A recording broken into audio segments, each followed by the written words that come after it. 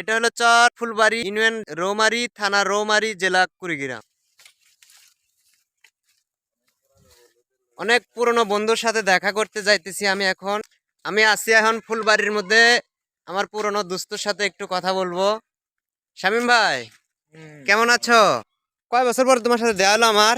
দেখা কথা বলো তো আমরা দেখা করিস না মেলাতে ভুলি গেছে নাকি? তাও কয় বছর হয়েছে? 4 বছর।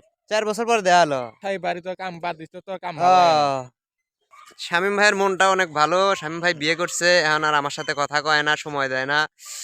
আগে তো বিয়ে করে নাই, প্রতিদিন ফোন দিছে, আর এখন বিয়ের পরে থাই বেশি একটা ফোন দেয় না। আর আমাক 1 বছর হয়েছে।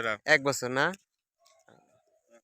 যাই আজকে ফুলবাড়িতে আসি, খুব ভালো লাগতে আছে। সাথে ক্ষেত বাড়ি দিয়ে হাঁটতেছি সরিষা বাড়িতে, নদীর পাড়ে আছি এখন। এটা হলো চর ফুলবাড়ি ইউনিয়ন রৌমারী থানা রৌমারী জেলা কুড়িগ্রাম। শামিম ভাই ঠিক আছে না? Okay sure. তোমার ইউনিয়ন কি? ভালো হয়েছে।